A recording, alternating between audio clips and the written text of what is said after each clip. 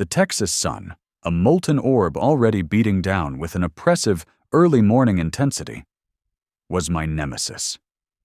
It had been for weeks. My once proud St. Augustine, a lush emerald carpet that had been the envy of the neighborhood, was starting to show the telltale signs of thirst: a dull, bluish-green hue, a slightly wilted posture, and the disconcerting whisper of straw beneath my bare feet. It was a cry for water, a desperate plea from the very soul of my suburban paradise. My name is David Miller, and I'm not a rebel. I'm a creature of habit, a planner, a man who believes in order and the sanctity of rules. I'd meticulously studied the HOA guidelines, the ones they'd mailed out with the annual dues, and the ones they'd posted on the perpetually ignored community bulletin board. Rule 7B, subsection 3, was crystal clear. Watering of lawns is permitted only between the hours of 6 a.m. and 10 a.m., and again, between 6 p.m. and 10 p.m. It was a rule I'd adhered to with the unwavering discipline of a soldier on parade, until today. Today, the heat was a tangible entity, a thick blanket that pressed down on everything. The air shimmered above the asphalt, and the cicadas, those insatiable heralds of high summer, were already buzzing their relentless, high-pitched anthem. My sprinkler system, usually a benevolent guardian of my lawn's hydration, had been set to its evening cycle, scheduled for 6 p.m., but a glance at my watch at 10:07 a.m. sent a pang of guilt through me. 7 minutes. 7 insignificant minutes past the allotted morning window. It wasn't a conscious act of defiance, it was a moment of parental exhaustion. My youngest, Lily, had woken up with a fever, her little body racked with coughs and sniffles. My wife, Sarah, bless her heart, had been up with her all night, her eyes shadowed with weariness. My older son, Ethan, was heading off to a summer camp, and the pre-camp chaos had been a symphony of misplaced swim trunks and forgotten sunscreen.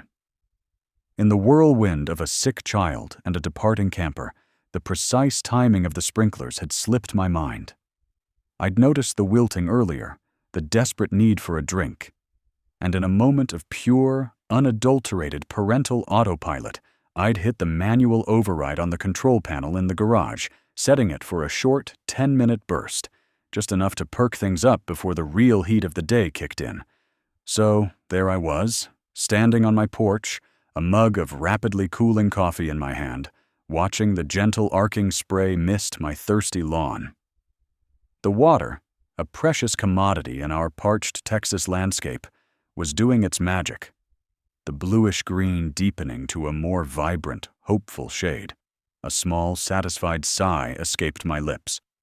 It was a small victory, a tiny act of self-care in the midst of domestic pandemonium. That's when I saw her. She emerged from her meticulously manicured fortress of a home, a stark contrast to the slightly more lived-in charm of mine. Her lawn was a flawless emerald, each blade of grass seemingly aligned with military precision. Her azaleas, a riot of controlled color, were pruned to geometric perfection. Her house, a pristine white colonial, gleamed under the sun, its windows reflecting the sky like unblinking, judgmental eyes. And then there was Brenda Jenkins, president of the Willow Creek Homeowners Association, and, in my humble opinion, the self-appointed queen of suburban tyranny. She was a woman who seemed to exist solely to enforce rules, to find fault, to project an aura of righteous indignation. Her silver hair was pulled back into a severe bun that defied gravity, her posture ramrod straight, and her eyes, a piercing shade of blue, seemed to scan the neighborhood for transgressions. Today, they were fixed on my humble, slightly damp lawn. She was wearing a crisp pastel pink polo shirt and tailored khaki shorts, a uniform that screamed, "I have nothing better to do than police my neighbors." As she strode across her lawn, her gait was purposeful, her expression set in a grimace that suggested she'd just discovered a colony of ants marching in single file across her pristine patio. My stomach tightened. I knew that look.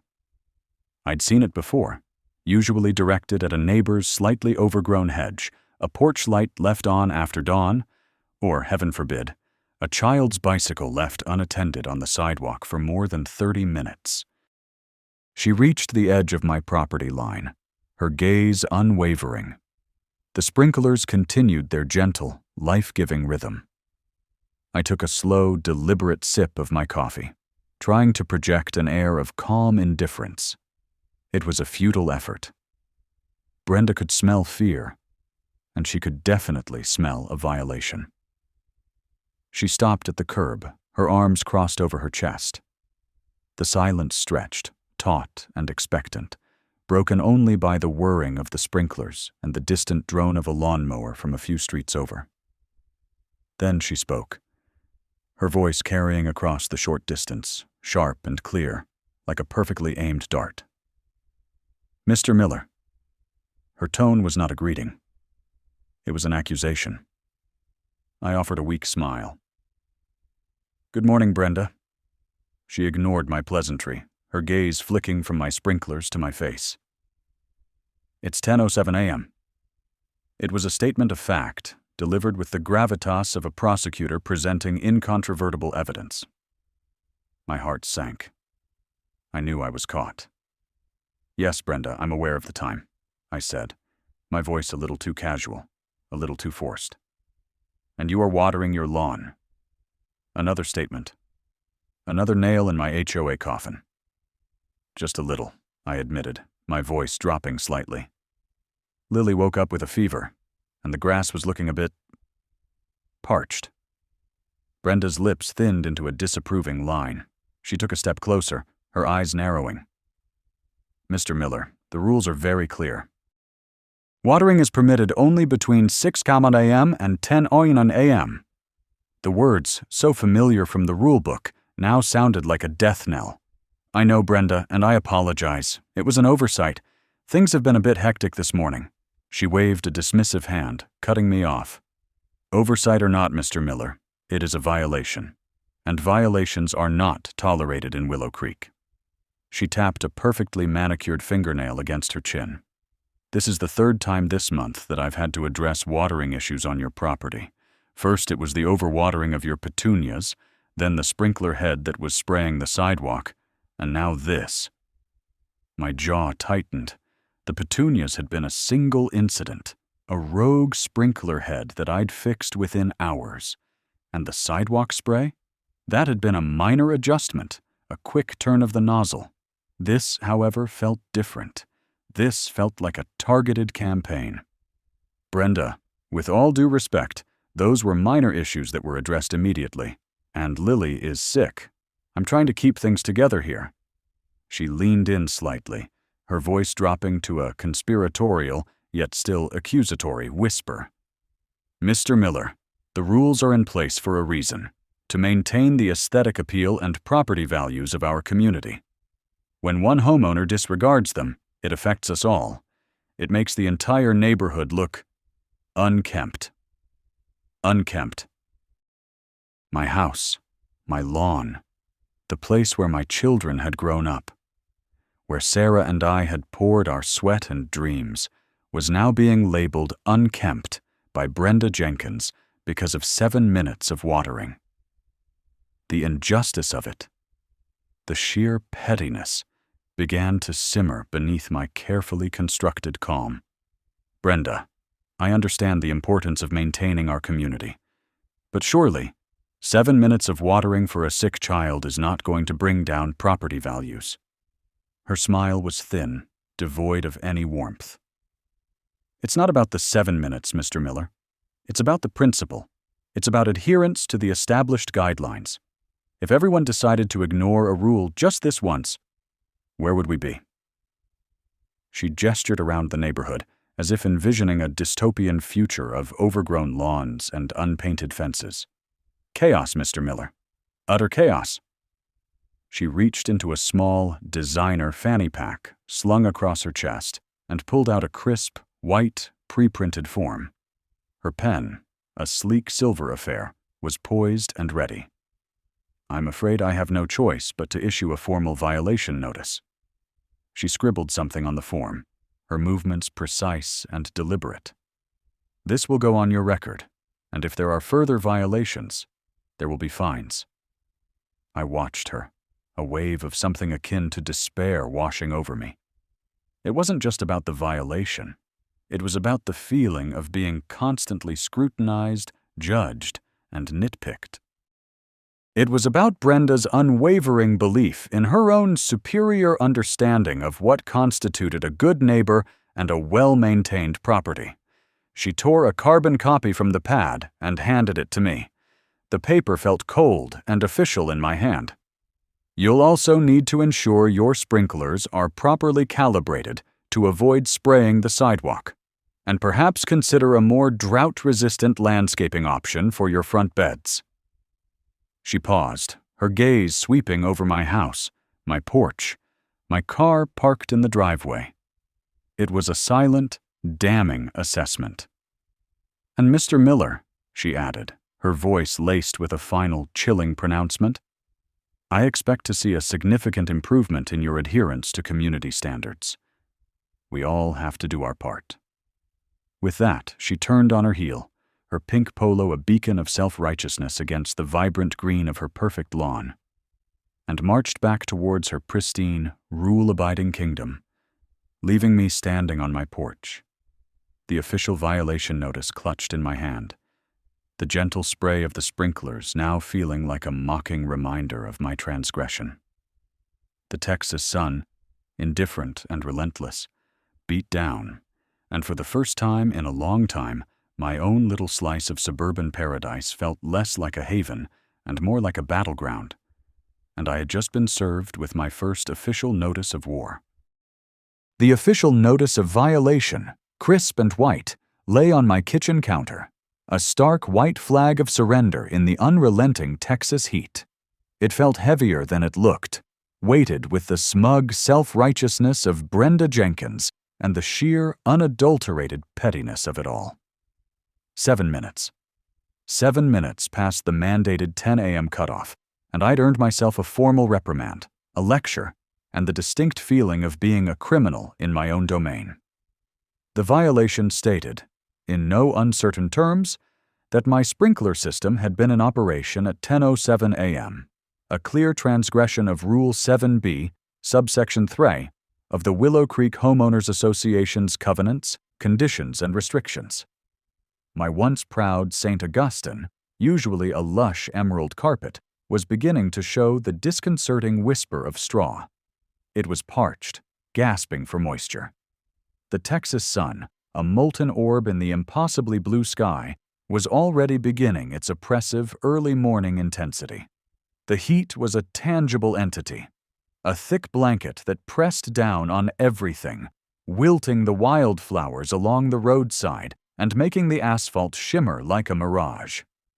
And then there were the cicadas, those insatiable heralds of summer, their relentless, high-pitched anthem a constant reminder of the season's unforgiving nature. My sprinkler system, usually a benevolent guardian of my lawn's verdant glory, had been operating at a reduced pressure, a pathetic trickle at best. This was entirely due to Lily. My youngest, bless her heart, had woken up with a fever that had spiked overnight. Sarah, my wife, had been up with her since midnight, a weary soldier in the trenches of parental exhaustion, her eyes shadowed, her movements slow and deliberate as she tended to our feverish child. Ethan, our older son, was packing for his week-long summer camp, a whirlwind of mismatched swim trunks, forgotten toiletries, and the usual pre-camp jitters. The house had been a symphony of misplaced swim trunks, hushed lullabies, and the rhythmic click of a thermometer. In the midst of this domestic pandemonium, the lawn had become a secondary concern, a low-priority item on a rapidly expanding list. I'd meant to adjust the sprinkler timer, I truly had, but Lily's fretful whimpers had pulled me away. Then Sarah's quiet plea for me to check on Ethan's packing, and before I knew it, I was staring at the digital clock on the microwave. 10:07 a.m. The sprinkler heads were still dutifully, if weakly, spitting water onto the increasingly thirsty grass. A small sigh escaped me, a puff of air laden with the day's accumulated stress. It wasn't ideal, but surely, in the grand scheme of things, 7 minutes of slightly off-schedule watering wouldn't be the death knell of our carefully cultivated suburban paradise. Oh, how wrong I was. I'd barely managed to shepherd Ethan out the door, waving goodbye as his dad's car pulled away, before I heard it, the distinct, almost predatory click of a gate latch. It was Brenda Jenkins, emerging from her meticulously manicured fortress next door. Her house, a pristine white colonial, was the epitome of suburban perfection. Every blade of grass was aligned with military precision. Every flower bed, a riot of controlled color, arranged with geometric perfection. Her windows reflected the sky like unblinking, judgmental eyes, and I always felt as though she were conducting a silent, constant audit of my own less-than-perfect property. Brenda, in my mind, was the self-appointed queen of suburban tyranny. She stalked across her flawless emerald lawn, her posture ramrod straight, her gaze unwavering. Today she was clad in a crisp pastel pink polo shirt and tailored khaki shorts, a uniform that screamed, "I have nothing better to do." Her severe bun, a dark knot that defied gravity, seemed to mirror the rigid structure she imposed on our lives. And in her hand, clutched with the grim determination of a prosecutor holding damning evidence, was a clipboard. She didn't wave. She didn't offer a polite, "Good morning." Instead, she strode directly towards my property line, her face set in a grimace that suggested she'd just discovered a colony of ants marching across her immaculate porch.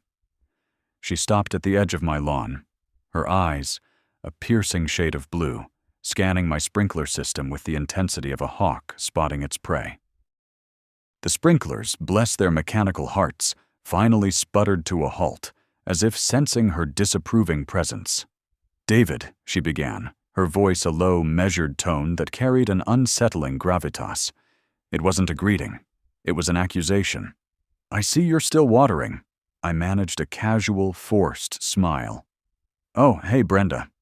Yeah, just finishing up. Lily's been under the weather, so things have been a bit chaotic this morning." I gestured vaguely towards the house, hoping she'd interpret my disheveled appearance and the lingering scent of baby fever reducer as signs of extenuating circumstances. She didn't take the bait. Her gaze remained fixed on my lawn, then flicked to her clipboard. "The HOA guidelines are quite clear, David. Watering is permitted between the hours of 6 a.m. and 10 a.m. It is now 10:07 a.m. She made a swift, decisive mark on her paper. "This constitutes a violation of Rule 7b, subsection 3. My forced smile faltered. 7 minutes, Brenda? Seriously? Lily has a fever. Sarah's been up all night. Ethan's leaving for camp. I didn't get to it any earlier."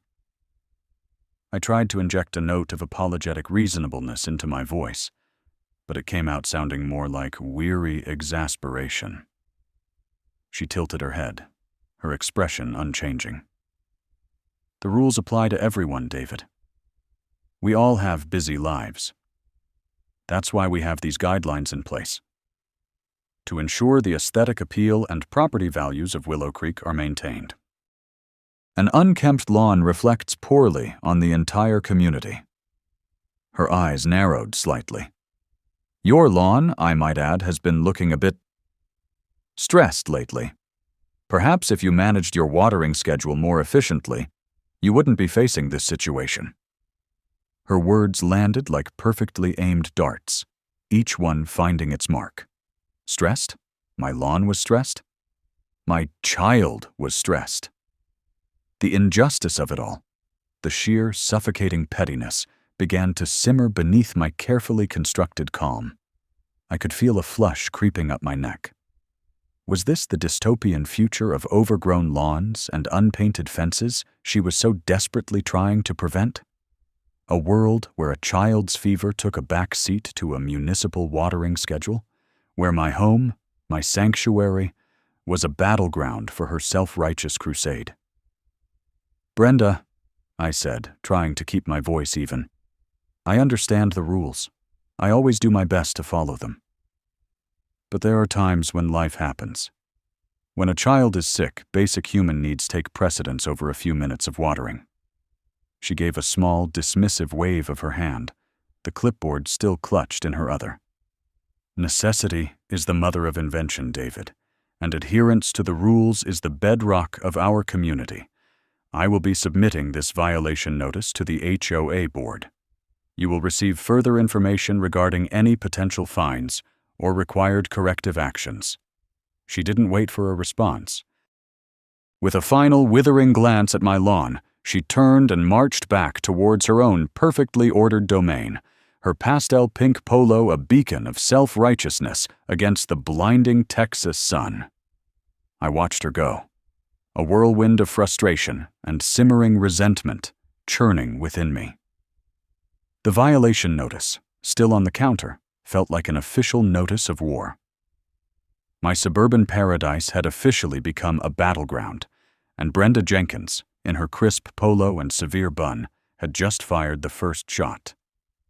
The quiet hum of the cicadas suddenly sounded less like a summer anthem and more like a mocking reminder of the relentless, arbitrary nature of the rules that governed my life.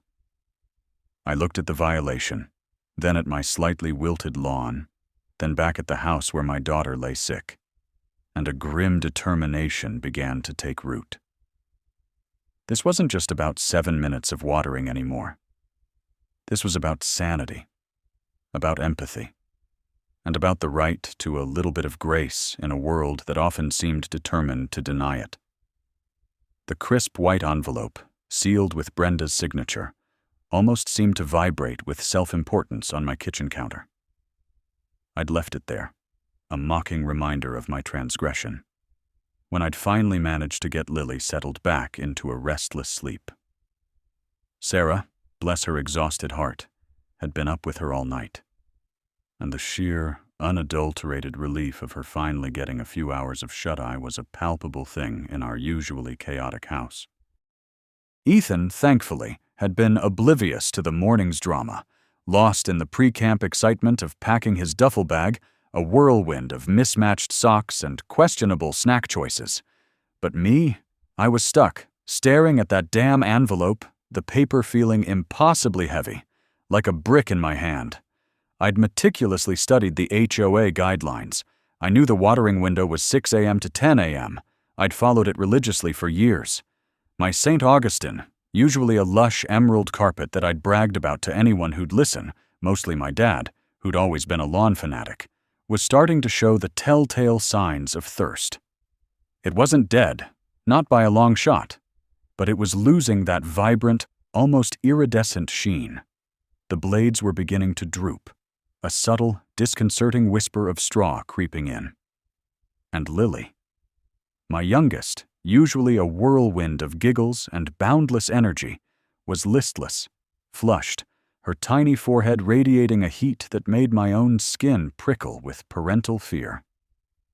She'd woken up with a fever, a high, demanding temperature that seemed determined to suck all the joy out of our home. I'd tried to be a good dad. I'd given her medicine, cuddled her close, and tried to coax some fluids into her. But the dry air, the relentless Texas sun already climbing, was making her miserable. She'd whimpered, her little voice raspy. "Daddy, it's so hot." My throat is dry. And in that moment, with Sarah finally getting a chance to rest, with Ethan engrossed in his own world, I'd made a decision. A small, seemingly insignificant deviation from the sacred HOA covenant. I'd stepped outside, not with the usual leisurely pace of a Saturday morning chore, but with a sense of urgency, a father's desperate need to soothe his child. The sprinkler system, usually a benevolent guardian of my lawn's health, had hummed to life. I'd aimed the oscillating head towards the most parched sections, just enough to give the St. Augustine a much-needed drink, a brief reprieve from the oppressive, early morning intensity of the sun. I'd checked my watch. 10:07 a.m., 7 minutes. 7 minutes of watering, 7 minutes of providing a tiny bit of comfort to my feverish daughter, 7 minutes that, apparently, were enough to trigger the wrath of Brenda Jenkins. She'd materialized as if summoned by the sound of the water. A figure of severe rectitude emerging from her own impeccably manicured fortress. Her eyes, a piercing shade of blue that always seemed to be scanning for imperfections, had zeroed in on my lawn. Then on me. The lecture had been swift, delivered with the precision of a surgeon and the venom of a rattlesnake. Rule 7b, subsection 3 was invoked. Watering outside the designated hours. A clear violation. And then, the guidance. The explanation of why this rule was in place. The supposed benefits to the community's aesthetic appeal. The collective effort to conserve water, the potential for neighborhood-wide irrigation system strain. It was a torrent of words, each one a perfectly aimed dart, designed to make me feel small, ignorant, and utterly, comprehensively wrong. I'd stood there, the water still misting my bare feet, the scent of damp earth mingling with the oppressive heat, and felt a wave of something akin to parental exhaustion wash over me. I'd spent the night tending to my sick child, and now I was being lectured about 7 minutes of lawn care. It felt absurd. It felt unfair. But Brenda's gaze was unwavering, her posture ramrod straight, her severe bun defying gravity like a monument to her unwavering adherence to protocol. I hadn't argued, not really. What was the point? She didn't hear excuses, she heard justifications. She didn't see a father trying to do his best, she saw a transgressor, a stain on the pristine canvas of Willow Creek. Now, the violation notice. It wasn't just a piece of paper, it was an indictment. I picked it up, the weight of it settling in my stomach. The text was stark, official, devoid of any human warmth. It detailed the offense, referenced the specific rule, and then the kicker. This notice serves as a formal warning. Further infractions will result in escalating penalties, including fines as outlined in the HOA CCNRs. It also included a PS, in Brenda's own precise, almost aggressively neat handwriting. Mr. Miller, I trust you understand the importance of adhering to community standards for the benefit of all residents. A well-maintained property reflects positively on the entire neighborhood and, by extension, on property values. Please ensure all future watering is conducted strictly within the designated hours of 6:00 a.m. to 10:00 a.m. Your cooperation is appreciated. Appreciated. The word hung in the air, a bitter irony. My cooperation was appreciated, but my child's fever was apparently not a valid reason for a 7-minute deviation. My family's well-being was secondary to the flawless emerald of my lawn. I ran a hand through my already disheveled hair, the familiar ache of parental worry now underscored by a simmering frustration that threatened to boil over. This wasn't just about watering the lawn. This was about Brenda Jenkins, the self-appointed queen of suburban tyranny, and her relentless pursuit of a sterile, manufactured perfection. It was about a system that prioritized rules over reason, appearances over empathy. I'd always tried to be a good neighbor, a good resident. I mowed my lawn, I trimmed my hedges, I painted my house when it needed it. I paid my HOA dues on time every single time. But apparently, that wasn't enough. I hadn't achieved the level of robotic adherence that Brenda seemed to expect. I thought about Sarah, still sleeping. I thought about Lily, her small body battling the fever. I thought about Ethan, oblivious to the brewing storm, and I thought about Brenda's perfectly manicured lawn, her pristine white colonial, her unblinking, judgmental eyes. It was a stark contrast to the messy, beautiful chaos of my own life, a life that included sick children and the occasional necessary bending of the rules. The violation notice felt like a gauntlet thrown down. It was more than just a warning. It was a declaration that my suburban paradise, my little slice of Texas heaven, was now a battleground. And Brenda Jenkins, with her crisp pastel pink polo shirt and her tailored khaki shorts, had just drawn the first line in the sand. I looked at the notice again, then at the sprinklers, still dormant, waiting for their next authorized activation. The Texas sun, a molten orb in the sky, beat down relentlessly, a constant reminder of the heat, the drought, and the absurdity of it all. My lawn needed water. My daughter needed me. And Brenda Jenkins, it seemed, needed to enforce her authority. The battle, I suspected, was just beginning. I crumpled the notice in my hand. Not with anger, but with a grim, weary resolve. This wasn't over. Not by a long shot. The crisp white envelope felt heavier than it looked, a tangible harbinger of doom tucked into my mailbox. Brenda Jenkins, president of the Willow Creek HOA, had apparently deemed my brief post-10 a.m. watering session deserving of formal documentation. I'd expected a stern look, maybe a passive-aggressive note left on the porch. I had not anticipated a full-blown official violation notice, complete with bolded headings and a threateningly neat list of potential fines. It was the HOA equivalent of a declaration of war, and I, David Miller, homeowner and father of two, found myself drafted into the conflict.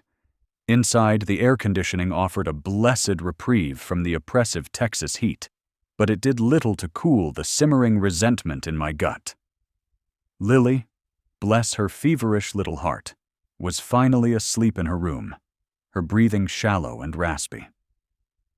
Sarah, looking like she'd wrestled a bear and lost, was slumped on the couch, a half-read book open on her lap, her eyes glazed with parental exhaustion. Ethan, bless his oblivious, soon-to-be departing for Camp Soul, was in his room, a whirlwind of misplaced swim trunks and forgotten sunscreen. The domestic pandemonium was a familiar soundtrack to our lives, a symphony of misplaced priorities and urgent needs. And then there was Brenda. I peeled open the envelope, the paper crinkling like dried leaves. Rule 7b, subsection 3. Watering of lawns is permitted only between the hours of 6 a.m. and 10 a.m. Any deviation from this schedule will be considered a violation and may result in penalties. Penalties. The word hung in the air, heavy and ominous. It wasn't just about the water or the grass, or even the supposed aesthetic appeal of Willow Creek. It was about control. Brenda's control. I pictured her, ramrod straight, her severe bun defying gravity, her piercing shade of blue eyes fixed on my house with the unwavering gaze of a hawk spotting a field mouse. She'd probably been lurking, a phantom in her crisp pastel pink polo shirt and tailored khaki shorts, waiting for just such a transgression. My watering, a desperate act of botanical rescue born from Lily's fever and Sarah's sleepless night, had been transformed into a crime against suburban civilization. The notice went on, detailing the specific infraction, the date, the time, 10:07 a.m., as if the extra 7 minutes were the difference between a thriving ecosystem and a blight upon the neighborhood. It also included a rather patronizing paragraph about maintaining property values and the importance of adhering to community standards. Brenda's handwriting, meticulously neat and infuriatingly precise, was unmistakable. It screamed of a woman who ironed her socks and alphabetized her spice rack. I walked into the living room, the violation notice clutched in my hand. Sarah looked up, her eyes widening slightly as she saw the paper. "What's that?" she asked, her voice hoarse. "Brenda," I said, the name tasting like ash in my mouth. "She issued a formal violation." Sarah sighed, a long, weary sound. "Of course, she did. I saw her watching you. I should have known." 7 minutes, Sarah, I said, my voice rising slightly. 7 minutes after the designated watering window, because our daughter has a fever, and her mother hasn't slept in 36 hours. Apparently that doesn't matter. The grass, however, is apparently on the brink of collapse, an aesthetic disaster waiting to happen. She managed a weak smile. Don't let her get to you, David. It's just Brenda being Brenda. Just Brenda being Brenda? I scoffed. She's turned our neighborhood into some kind of meticulously manicured fortress where every blade of grass is scrutinized, every flower bed inspected for compliance. It's like living in a dystopian future where the only crime is a slightly overgrown hedge or a porch light left on too late. I paced the floor, the violation notice a burning ember in my hand. I'd meticulously studied the HOA guidelines when we first moved in. I'd always prided myself on being a good resident, on keeping our property in decent shape. We weren't the McMansion brigade, but our home had a lived-in charm, a comfortable chaos that Brenda Jenkins undoubtedly viewed as a personal affront. Our St. Augustine, usually a lush emerald carpet, was showing the disconcerting whisper of straw in places, a desperate cry for water that even the relentless high-pitched anthem of the cicadas couldn't drown out. This isn't just about the lawn, Sarah, I continued, the words tumbling out in a rush. It's about her. She's the self-appointed queen of suburban tyranny. She thrives on this. She smells a violation. She smells fear. And she knows I'm tired. She knows we're tired. And she's using it. Sarah sat up, reaching for my hand. Her touch was cool, a small comfort. I know, honey, it's ridiculous. But what can you do? Just pay the fine if it comes to it. We'll manage. Pay the fine? I pulled my hand away, the injustice of it all welling up inside me. For what? For trying to keep our lawn alive in 100-degree heat while our child is sick? This isn't a fair system, Sarah. It's petty, it's vindictive, and I'm sick of it. I walked over to the window, looking out at Brenda's house, a pristine white colonial with manicured hedges that looked like they'd been sculpted by a laser. Her lawn was a flawless emerald, a testament to her unwavering dedication to the rulebook. I imagined her inside, probably sipping a glass of iced tea, meticulously documenting my transgressions. The violation notice wasn't just a piece of paper, it was a symbol of the suffocating grip of rules that had no room for human error or legitimate need. Brenda's superior understanding of community standards had become a weapon, wielded with the precision of a surgeon and the compassion of a tax auditor. You know what? I said, turning back to Sarah, a new resolve hardening in my voice. I'm not just going to let this slide. This is the final straw. I'm going to fight this. Sarah looked at me, a flicker of surprise in her tired eyes. Fight, Brenda? David, that's a war you might not win. Maybe, I conceded. But I'd rather go down fighting for a reasonable cause than live in quiet submission to her brand of suburban fascism. She wants to enforce the rules? Fine. Let's see how she likes it when the rules are applied to her own meticulously constructed fortress.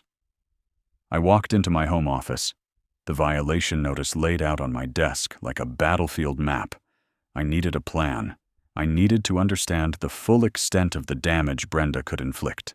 I needed to find out if there was any recourse, any loophole, any way to push back against the relentless march of her self-righteousness. I pulled up the HOA website, navigating through the labyrinthine pages of bylaws and covenants.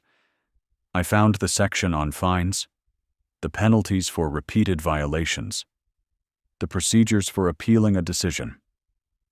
It was all there, a carefully constructed system designed to maintain order, and in Brenda's hands, designed to punish dissent. As I scrolled through the pages, a thought struck me. Brenda's house. While her lawn was immaculate, there was that one rose bush near the front porch. It always looked a bit sad, a bit neglected. And wasn't there a rule about hedges needing to be trimmed back from the sidewalk? Hers were always kept in check